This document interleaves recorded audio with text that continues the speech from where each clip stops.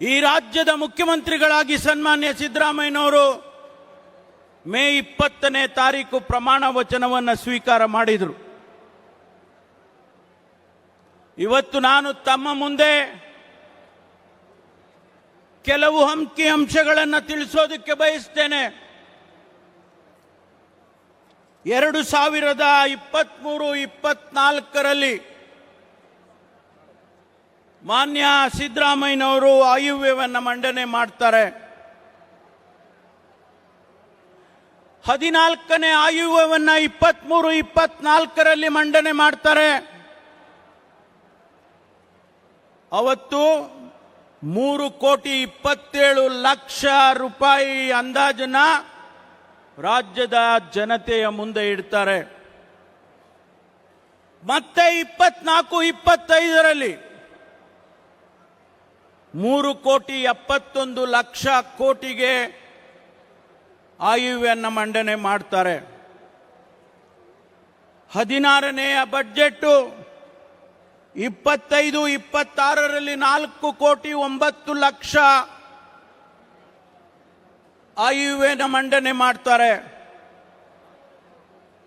ಈ ವರ್ಷ 26-27ಕ್ಕೆ ಸನ್ಮಾನ್ಯ ಸಿದ್ದರಾಮಯ್ಯನವರು 17ನೆಯ ರೆಕಾರ್ಡ್ ಬಜೆಟ್ ಅನ್ನು ಮಂಡನೆ ಮಾಡ್ತಾರೆ. ಆ 17ನೆಯ ಬಜೆಟ್ನಲ್ಲಿ 4,48,00,000 ರೂಪಾಯಿ ಆಯವ್ಯಯನ ಮಂಡನೆ ಮಾಡ್ತಾರೆ. ಸ್ನೇಹಿತರೆ, 4 ಆಯವ್ಯಯದಲ್ಲಿ ಸನ್ಮಾನ್ಯ ಸಿದ್ದರಾಮಯ್ಯನವರು 15,55,00,000 ಆಯವ್ಯಯನ ಮಂಡನೆ ಮಾಡಿದ್ದಾರೆ. ಇಷ್ಟು ಹಣ ಈ ರಾಜ್ಯದ ಜನತೆಗೆ ಅಭಿವೃದ್ಧಿಗೆ ಖರ್ಚಾಗಿದೆ, ಸಾಮಾಜಿಕ ನ್ಯಾಯಕ್ಕೆ ಖರ್ಚಾಗಿದೆ, ಬಡವರಿಗೆ ಖರ್ಚಾಗಿದೆ. ಈ ಪ್ರಣಾಳಿಕೆಯಲ್ಲಿ ನಾವೇನು ಮಾತು ಕೊಟ್ಟಿದ್ದೇವೆ ಆ ಮಾತುಗಳನ್ನು ಈಡೇರಿಸೋದಕ್ಕೆ 4 ಆಯವ್ಯಯದಲ್ಲಿ ಹಣವನ್ನು ನಮ್ಮ ಸರ್ಕಾರ ಪ್ರತಿಯೊಂದು ಇಲಾಖೆಯಲ್ಲಿ ಖರ್ಚು ಮಾಡಿದೆ ಅಂತೇಳಿ ಈ ರಾಜ್ಯದ ಜನತೆಗೆ ತಿಳಿಸೋದಕ್ಕೆ ಬಯಸ್ತೇನೆ. ನಮ್ಮ ಆದ್ಯತೆ ಏನು? ಈ ಸರ್ಕಾರದ ಆದ್ಯತೆ ಏನು? ಬಡವರಿಗೆ ಕಾರ್ಯಕ್ರಮ ಕೊಡಬೇಕು, ರೈತರಿಗೆ ಕಾರ್ಯಕ್ರಮ ಕೊಡಬೇಕು, ಕಾರ್ಮಿಕರಿಗೆ ಕಾರ್ಯಕ್ರಮ ಕೊಡಬೇಕು, ಯಾರು ನೊಂದವರಿದ್ದಾರೆ, ಶೋಷಿತರಿದ್ದಾರೆ ಅವರಿಗೆ ಕಾರ್ಯಕ್ರಮ ಕೊಡಬೇಕು. ನಾವು ಇವತ್ತು ಪರಿಶಿಷ್ಟ ಜಾತಿ ಜನಾಂಗ, ಹಿಂದುಳಿದ ಜನಾಂಗ, ಅಲ್ಪಸಂಖ್ಯಾತರು ಇವರುಗಳಿಗೆ ಅನೇಕ ಕಾರ್ಯಕ್ರಮಗಳನ್ನು ಕೊಟ್ಟಿದ್ದಾರೆ. ನಾನು ವಿವರಣೆಯನ್ನು ಮಾಡೋದಕ್ಕೆ ಹೋಗೋದಿಲ್ಲ. ರೈತರಿಗೆ ಅನೇಕ ಕಾರ್ಯಕ್ರಮಗಳನ್ನು ಕೊಟ್ಟಿದ್ದೇವೆ, ನಾನು ವಿವರಣೆ ಮಾಡಕ್ಕೆ ಹೋಗೋದಿಲ್ಲ. ಯಾರು ಹಳ್ಳಿಯಲ್ಲಿದ್ದಾರೆ, ಬಡವರಿದ್ದಾರೆ, ಸ್ವಾಭಿಮಾನದಿಂದ ಬದುಕೋದಿಕ್ಕೆ ಅವರಿಗೆ ನಾವು 5 ಗ್ಯಾರಂಟಿಗಳನ್ನು ಕೊಡ್ತಕ್ಕಂಥ ಯೋಜನೆಯನ್ನು ತಂದಿದ್ದೇವೆ. 2.5 ಲಕ್ಷ ಕೋಟಿ ರೂಪಾಯಿಯನ್ನ ಈ 4 ವರ್ಷದಲ್ಲಿ ಅವರಿಗಾಗಿ ಖರ್ಚು ಮಾಡ್ತಾ ಇದ್ದೇವೆ. ಇದು ನಿಮಗೆ ಭಾರತೀಯ ಜನತಾ ಪಾರ್ಟಿಯವರಿಗೆ ಕಣ್ಣಿಗೆ ಕಾಣಿಸೋದಿಲ್ವಾ? ಬಡವರ ಬಗ್ಗೆ ನಿಮಗೆ ಕಾರ್ಯಕ್ರಮವನ್ನು ಕೊಟ್ಟಿರ್ತಕ್ಕಂಥದ್ದು ನಿಮಗೆ ಕಾಣಿಸೋದಿಲ್ವಾ? ಅದಕ್ಕಾಗಿ ಇವತ್ತು ಯಾವ ಉದ್ದೇಶಕ್ಕೆ ನಾವು ಈ ಕಾರ್ಯಕ್ರಮ ಮಾಡಿದ್ದೇವೆ ಅಂತ ಹೇಳಿದ್ರೆ, ಆ ಕಾರ್ಯಕ್ರಮಗಳನ್ನು ಜನರಿಗೆ ತಿಳಿಸಬೇಕು. ರಾಜ್ಯ ಸರ್ಕಾರ ಕೊಟ್ಟ ಮಾತಿನಂತೆ ನಡ್ಕೊಂಡಿದೆ, ಸಿದ್ದರಾಮಯ್ಯನವರು ನುಡಿದಂತೆ ನಡೆದಿದ್ದಾರೆ, DK ಶಿವಕುಮಾರ್ ಅವರು ನುಡಿದಂತೆ ನಡೆದಿದ್ದಾರೆ ಅಂತೇಳಿ ಈ ರಾಜ್ಯದ ಜನತೆಗೆ ತುಮಕೂರಿನಿಂದ ಹೇಳಬೇಕು ಅಂತೇಳಿ ಈ ಕಾರ್ಯಕ್ರಮವನ್ನು ಮಾಡಿದ್ದೇವೆ. ನಿಜ, ನಿಮಗೆ ಸಹಿಸೋದಕ್ಕಾಗೋದಿಲ್ಲ. ಇವತ್ತು 1,52,948 ಜನರಿಗೆ ಹಕ್ಕುಪತ್ರ ಕೊಡೋದು ನಿಮಗೆ ಸಹಿಸೋದಕ್ಕಾಗೋದಿಲ್ಲ.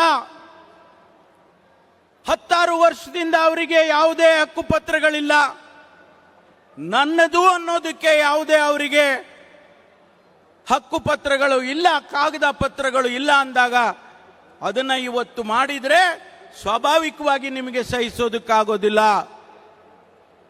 ಆದರೆ ಒಂದು ಮಾತನ್ನ ಹೇಳ್ತೇನೆ, ನಾವು ನಿಮಗೆ ಯಾರಿಗೂ ಸುಳ್ಳು ಹೇಳೋದಕ್ಕೆ ಬಂದಿಲ್ಲ, ನಾವು ಮೋಸ ಮಾಡೋದಕ್ಕೆ ಬಂದಿಲ್ಲ. ನಾವು ಈ ದೇಶದ ಆರ್ಥಿಕ ವ್ಯವಸ್ಥೆಯಲ್ಲಿ ಕರ್ನಾಟಕ ರಾಜ್ಯ ಮುಂಚೂಣಿಯಲ್ಲಿದೆ ಅಂತ ಹೇಳೋದಕ್ಕೆ ಬಂದಿದ್ದೇವೆ. ಹೊರದೇಶದಿಂದ ಬಂಡವಾಳ ಹೂಡಿದ್ದಾರೆ. ಕರ್ನಾಟಕದಲ್ಲಿ 2 ಲಕ್ಷಕ್ಕೂ ಹೆಚ್ಚು ಕೋಟಿ ರೂಪಾಯಿ ಬಂಡವಾಳವನ್ನ ಇವತ್ತು ಕರ್ನಾಟಕದಲ್ಲಿ ಹೂಡಿದ್ದಾರೆ. ಫಾರಿನ್ ಡೈರೆಕ್ಟ್ ಇನ್ವೆಸ್ಟ್ಮೆಂಟ್ ಇಡೀ ದೇಶದಲ್ಲಿ 2ನೇ ಸ್ಥಾನದಲ್ಲಿ ನಾವು ಕರ್ನಾಟಕ ಇದ್ದೇವೆ ಅಂತ ಹೇಳೋದಕ್ಕೆ ಬಂದಿದ್ದೇವೆ. MB ಪಾಟೀಲ್ ಸಾಹೇಬ್ರು ಇಲ್ಲೇ ಇದ್ದಾರೆ. ಗ್ಲೋಬಲ್ ಇನ್ವೆಸ್ಟರ್ಸ್ ಮೀಟಿಂಗ್ ಅಂತ ಮಾಡಿದ್ರು. 10,24,000 ಕೋಟಿ ಕರ್ನಾಟಕದಲ್ಲಿ ಬಂಡವಾಳ ಹೂಡ್ತೇವೆ ಅಂತೇಳಿ ಸಹಿ ಹಾಕಿದ್ರು. ಅದು ಸುಳ್ಳ? ನೀವು ಮಾಡಿದ್ರ?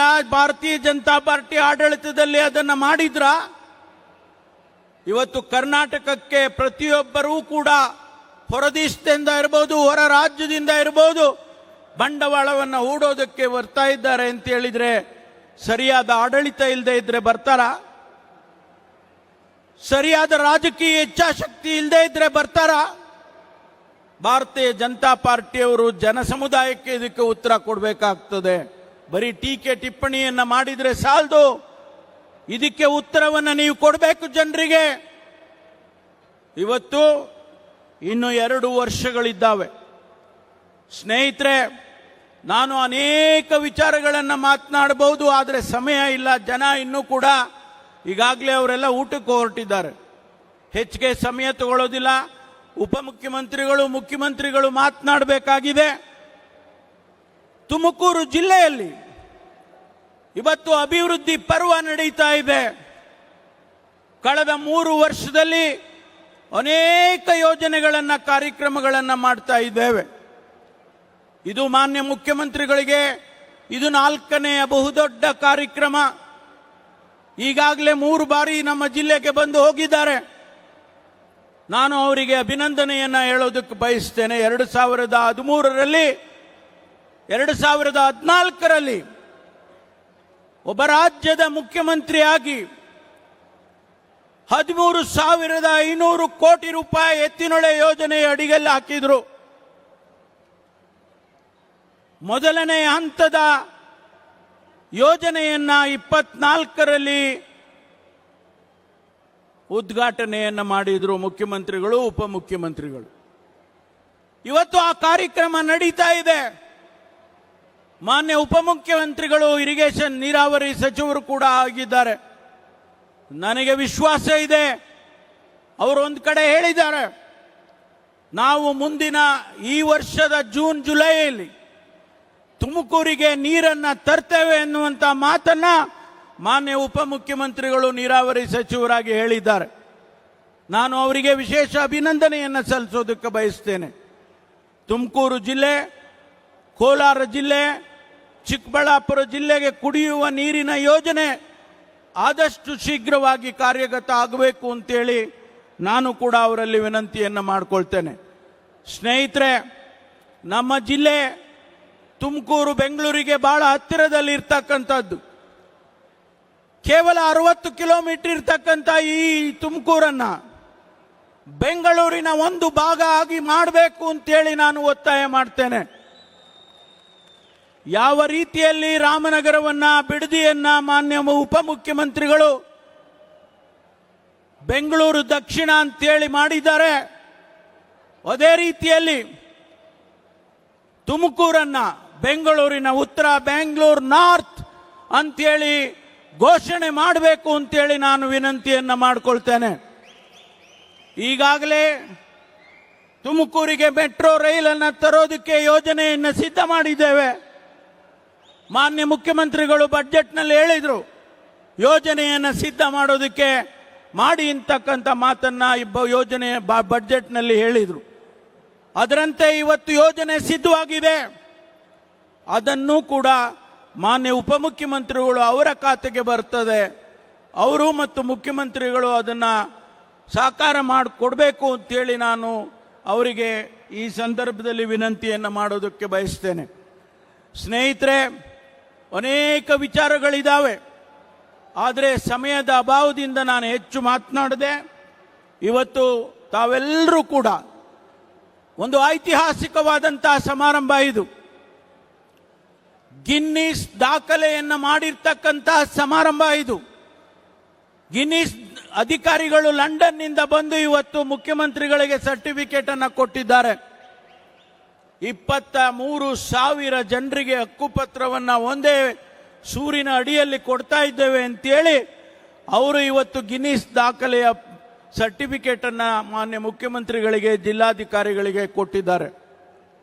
ಅಂತಹ ಒಂದು ಐತಿಹಾಸಿಕ ಕಾರ್ಯಕ್ರಮಕ್ಕೆ ತಾವೆಲ್ಲರೂ ಕೂಡ, ನಮ್ಮ ಸಚಿವ ಸಂಪುಟದ ಪ್ರತಿಯೊಬ್ಬ ಸದಸ್ಯರು ಕೂಡ ಬಂದಿದ್ದಾರೆ. ಅವರಿಗೆ ನಾನು ಆಭಾರಿಯಾಗಿದ್ದೇನೆ ಅಂತಕ್ಕಂಥ ಮಾತನ್ನ ಈ ಸಂದರ್ಭದಲ್ಲಿ ಹೇಳಿ, ಮುಂದೆ ತುಮಕೂರು ಬೆಂಗಳೂರಿನ ಒಂದು ಭಾಗ ಆಗುತ್ತೆ. ಅದಕ್ಕಾಗಿ ನನ್ನ ಪ್ರಯತ್ನ, ಸಕಲ ಪ್ರಯತ್ನವನ್ನು ಕೂಡ ನಾನು ಕೂಡ ಮಾಡ್ತಾ ಇದ್ದೇನೆ. ಮಾನ್ಯ ಮುಖ್ಯಮಂತ್ರಿಗಳ, ಉಪಮುಖ್ಯಮಂತ್ರಿಗಳ ಸಹಕಾರದೊಂದಿಗೆ ಅಂತಕ್ಕಂಥ ಮಾತನ್ನ ಹೇಳಿ